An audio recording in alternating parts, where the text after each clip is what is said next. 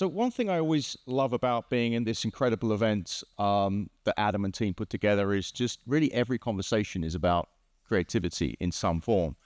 And I think increasingly we're seeing software and hardware shaping our lives. And those products don't come from nowhere. They come from human beings. They're part of a creative process. And it's really great to have you guys here this morning, because I think that we often forget that like all the things around us that shape our lives, that changing the very nature of what it is to be human beings, they all come from somewhere. They are all produced by engineers, scientists, designers. So the first question I have for you is, I spend a lot of time obviously around people in tech and business, and everyone in tech and business talks about innovation. And this term to me has almost become meaningless in the last few years, because everyone talks about innovation, which is like, wow, yeah, we're going to really innovate. We're going to get you your Thai food 5 minutes earlier than it used to arrive. Massive innovation. I'd love to get your first thoughts, guys, on what innovation means to you. And has it become, Stella, maybe you could start, like, has it become like a bit of a meaningless term that just people in boardrooms talk about now because it sounds good for shareholders? No, I understand what you're saying. So to me, innovation is the creation of something that delights, that surprises, that brings a smile to your face. And that's not so easy to do. So it's a rare thing. And I agree with you. Perhaps it is a little overused in everyday life, but it's a challenging thing to achieve. Yeah. So what does kind of real innovation mean to you? Well, there's a spectrum, right? Particularly when you think about technology, there's a spectrum of innovation making life iteratively better and easier in, let's say, first world societies. And there's where can technology change the world in very meaningful ways. And I think we get very fixated on the big picture disasters or amazing outcomes. And that's where we expect innovation to be. So I think most boardroom semantics are very boring, but actually I think it's okay to appreciate the fact that technology should be pushing us forward in ways that are useful and meaningful and thoughtful and maybe slow, and not expecting the massive changes that we're often promised. Right, so we expect these huge sweeping changes, but often, I mean, we're having this conversation obviously at the moment around generative AI, the fact that we're, it's supposed to be kind of like transforming the way that all our businesses work. And I want to dig into this later, but actually the use cases we're seeing are maybe not so enormous. So I'm going to put you both on the spot now, apologies, but give me, maybe Stella, you could start. Give us an example for people in this room of a product or a service or something that you've seen that you really feel is innovative. And you can't say the iPhone.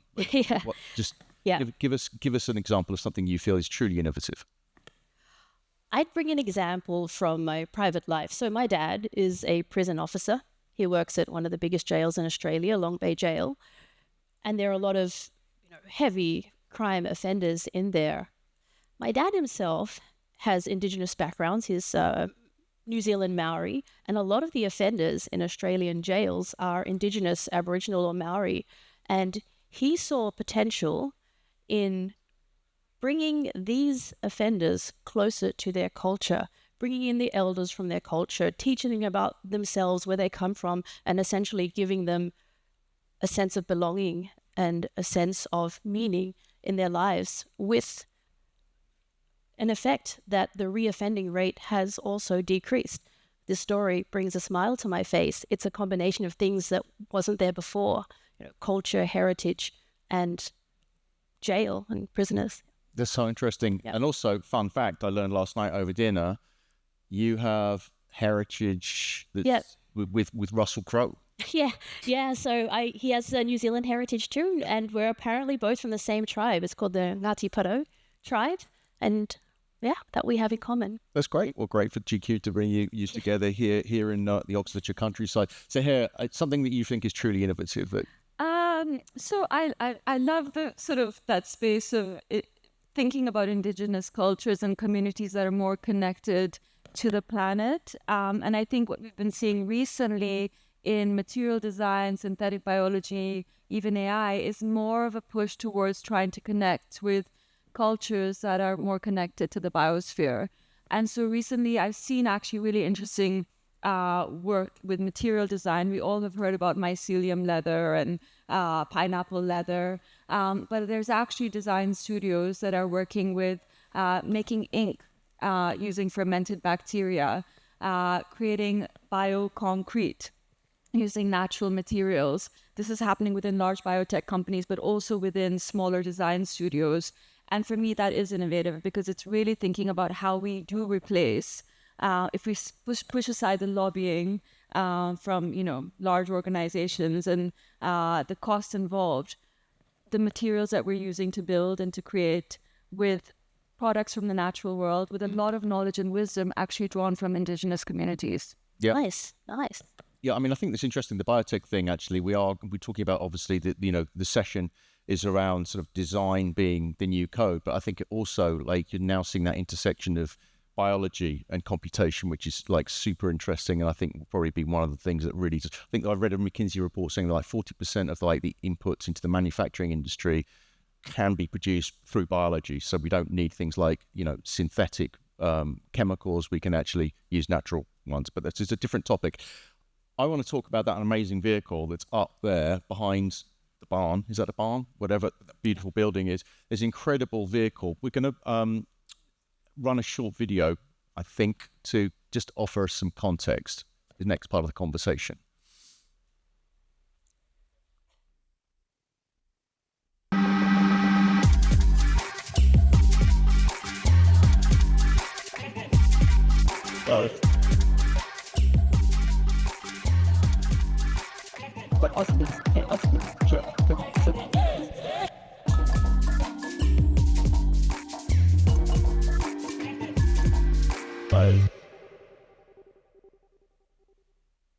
So Stella is responsible for this. Yeah. And it's quite a remarkable vehicle. I saw it yesterday, and I've never seen anything like it, but it's such an interesting concept. Do you want to just talk about your kind of like journey through designing it? I'd love to talk about it. So yeah, the car is here, and I'd love everybody to go have a look at it and see it live in person. So essentially, this is the third color-changing car that we've made so far. And the idea started with a fascination for e-readers. I guess some of us here have Kindles.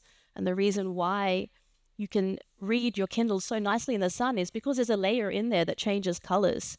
And a fascination for this and a thought that you could do so much more with this material triggered this project from the very beginning. And in terms of journey, I think there's probably a lot of innovators here in the room. And of course, we're often met with a lot of skepticism when we have ideas. You see something, it's kind of clear in your head, but other people don't see it. And getting them to see it is a challenge by itself. Maybe when they see it and you start to move on with the project, the very first things that you make, like my very first prototypes, they're bad. Of course, innovation isn't instant perfection. It's, it starts off in baby's feet, and, people see bad prototypes for the first time, and that doesn't help. So it's an awful lot of kind of iterating and pitching and convincing. I guess that's how a lot of innovation starts, with skepticism and trying to overcome this skepticism.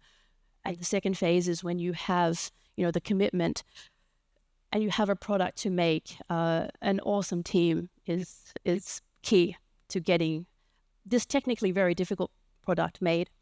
Technically very difficult. Can you just describe that process? Like, what are we actually seeing, the color change? Yeah. Like, how does that actually work? Yeah, I like to describe it. So when you write with your pen on a piece of paper, the ink flows from the pen into the paper, and you see color on the piece of paper. And here, the color particles are already in there in a foil-like material, and the particles move around with a little bit of energy. And the colors that come to the surface are then the color of the car. And the most amazing thing about it is it's bistable, which means it needs no energy to hold a color. So you can't say that of any light, if you take the energy source away, the light's off. And this stays. So the idea is, you can choose, I want to drive a red car today. You need a bit of energy to make it a red car, and absolutely no energy to drive it around as a red car. Okay, so obvious question, but I think everyone probably is wondering it. How long until we buy a blue BMW and we decide, actually, I want an orange BMW? Yeah. Like, when are we going to be able to do that? Yeah, give us some years. Give us some years. Yeah, it's technically challenging. I want an orange BMW. I think tomorrow I might want a yellow one. I don't know. Yeah, well, there you go. Okay. I like that. It's going to... Yeah. So what do you think? Like 10 years? Oh, that's too much. That's too much. And I'm optimistic, and that's too pessimistic. No, it's I feel it's going to be earlier than that, and I feel it's not just going to be cars. I mean, imagine a whole building with this material. You know, when the sun's shining, it switches white automatically, reflects the sunlight, keeps it cooler inside. So I think you'll see this definitely within 10 years, probably on more than just cars. Oh. So the other applications. So maybe what, buildings? So we could maybe put it on top of buildings to reflect sunlight in the summer and things. Oh, for sure. Yeah, no, after we bought out the iX Flow, it was our very first color changing car and was for us the revolution.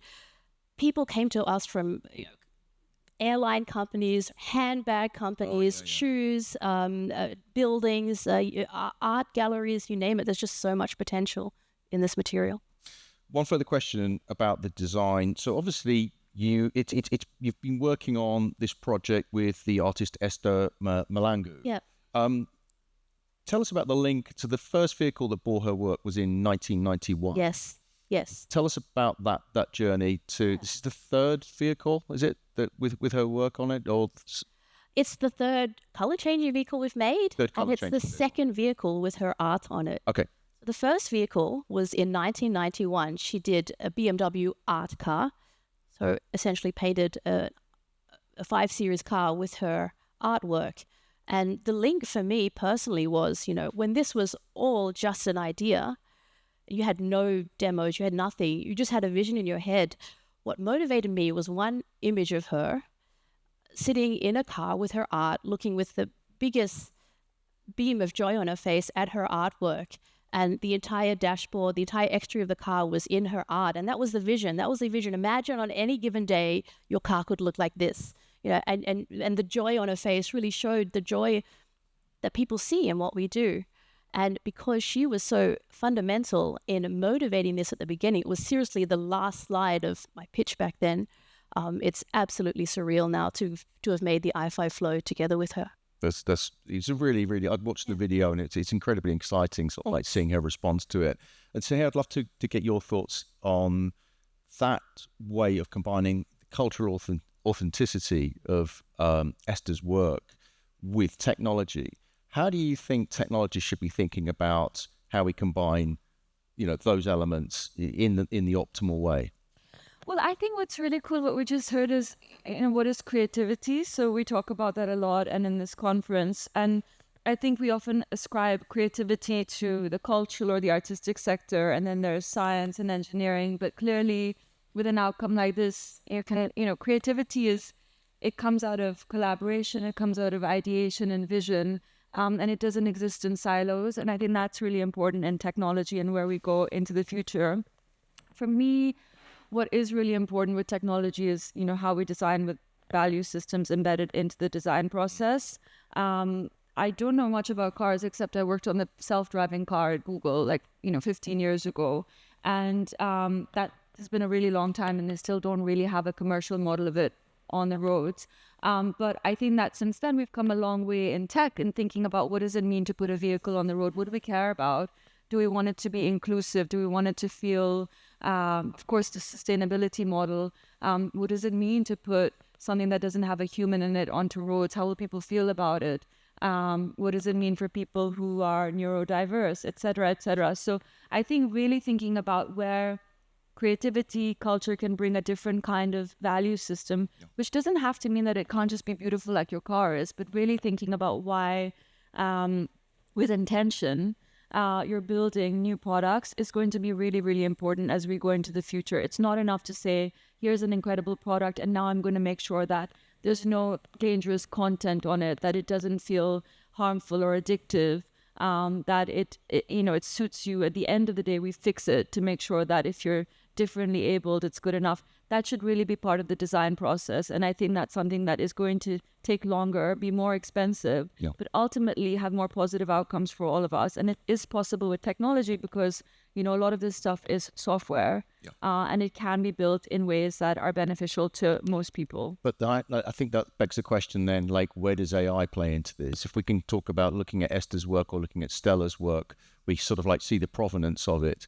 When we're working with AI now, it's a black box. How do you think that kind of reshapes the conversation around what creativity is? Right. So I mean, I'm sure everybody here has been thinking about IP and ownership in terms of what AI means. You know, we're in this moment of legal battles around the world. The New York Times has sued OpenAI and Microsoft for illegally churning up, taking their content and putting into ChatGPT, essentially.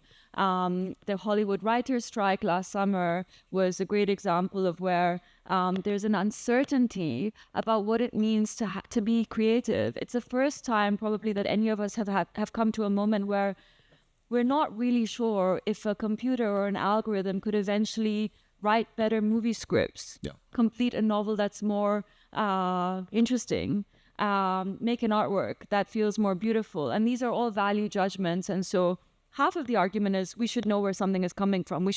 The attribution should be clear to us to decide if we want to watch a film that is at least had a strong element of artificial intelligence in it. And part of it is about IP and ownership. And what is the role of the creative, particularly as things become harder to distinguish. So now you have some media companies signing deals with AI companies and saying, pay us $1 to $5 million a year and you can have all of our content. And that's happening also with, authors. But what is the value of creativity? What is the value of ideas? That's something that we haven't really figured out. And that's something that the legal sector is still grappling with. And so I think it's an important conversation to be having. I don't think for most people in this room, it's not something to ignore.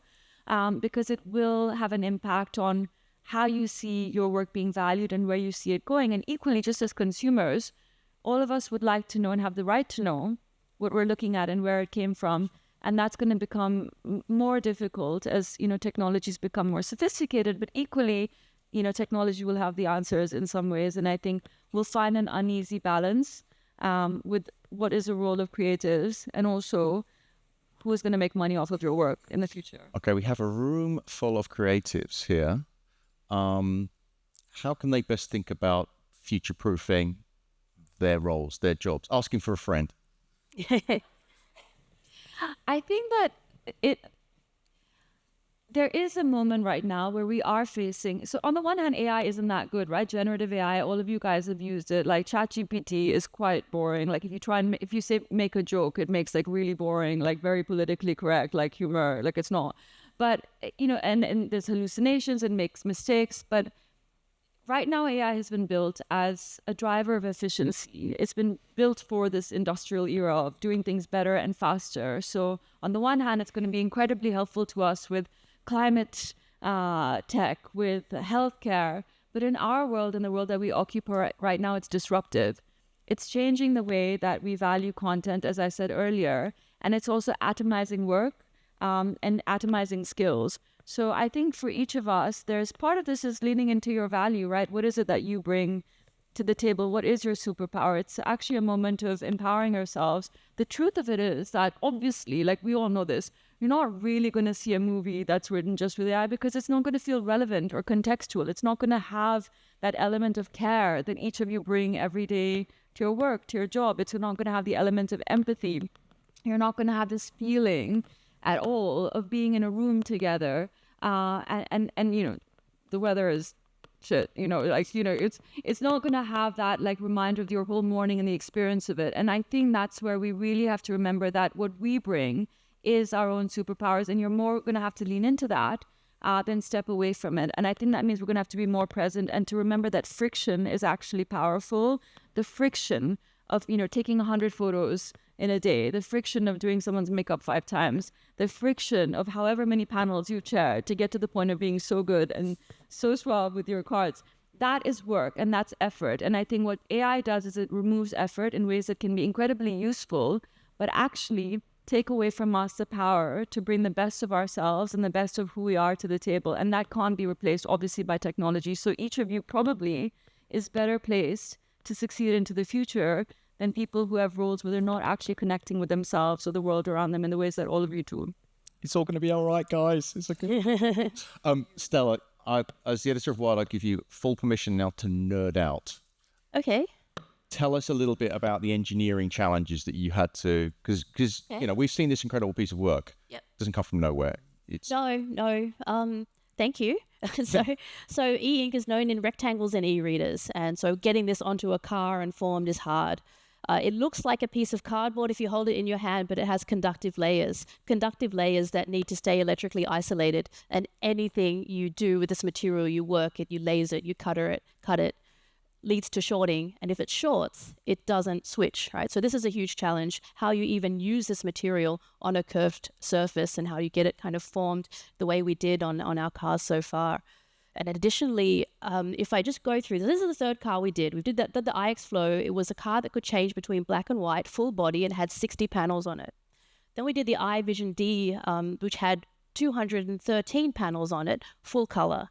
And now the i5 Flow Nostacana that we have here has 1,349 individual panels. Wow. And just think about the cabling behind that.